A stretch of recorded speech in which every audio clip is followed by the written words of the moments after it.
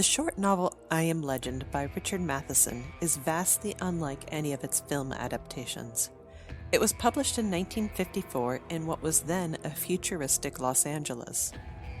When the novel begins, we meet Robert Neville, the last man alive. He spends his days gathering supplies, reinforcing the protections on his house, talking to himself, chain-smoking, drinking, and killing vampires as they sleep.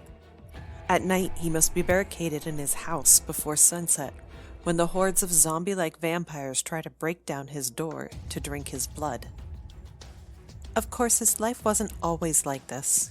In a flashback spread throughout the book, we see Neville as a blue-collar worker who carpools with his friend and neighbor Ben Cortman to their work at the plant. He's a loving family man with a wife and a daughter.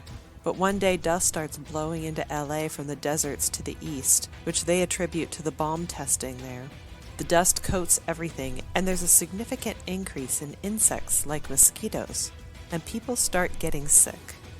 The government sets up huge fire pits to incinerate the many corpses to try to reduce infection. Neville dutifully takes his daughter's corpse to be incinerated, but he feels really guilty about it. When his wife also dies of the illness, he buries her illegally. But a few nights later, she comes back, thirsty for his blood, and he has to stake her. Everyone who got sick and wasn't incinerated comes back, changed. And everyone got sick except Neville. Back in the present, Neville is reminded of why he must stay close to home on cloudy days when he can't see the sun set. He loses track of time exploring new ways to kill sleeping vampires, and realizes just before sunset that he's too far from home. He races home, knocking aside vampires like bowling pins to find the usual swarm of vampires surrounding his house. He has to wrestle with a few, including his former neighbor, Ben Cortman, who makes a special effort to taunt him every night. Neville makes it inside and watches through his peephole as the vampires destroy his car. We see Neville slowly change over the course of the novel. He begins to drink and smoke less and throw himself more and more into understanding the science of vampirism. Garlic, crosses, running water, and wooden stakes. His experimentation on sleeping vampires escalates. He reads all the books he can find that might help him understand the infection and the different ways of killing the vampires.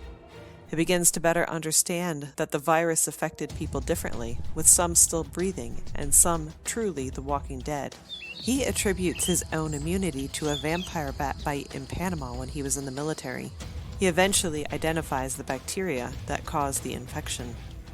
9 months after he last talked to another human being, he discovers a sickly dog scavenging around his house.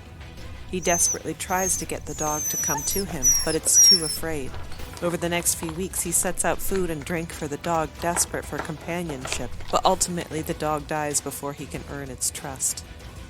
One day he sees a woman. At this point, it has been a very long time since he has seen any other people, and his social skills are completely gone.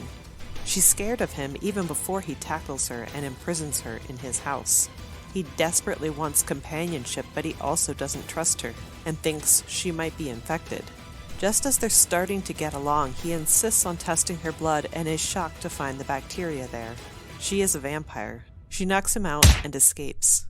When he wakes up, he finds that she's left him a note. She says she was sent there to spy on him. She tells him that he killed her husband, but she has come to sympathize with him after seeing the world from his perspective. She's part of a group of living vampires who take medication to keep them from dying, and tells him that this group is setting up a new society.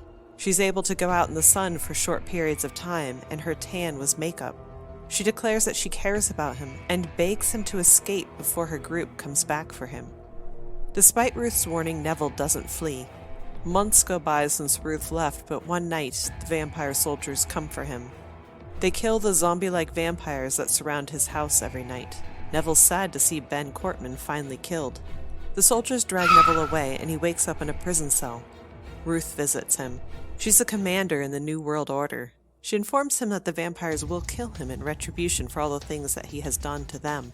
She offers him pills so that he can take his own life, which will be a much easier way to die than what the vampires have planned for him. Ruth has changed his worldview, and he realizes that he was the monster all along, that humanity is over, and the new world now belongs to the living dead. There's no place left for him.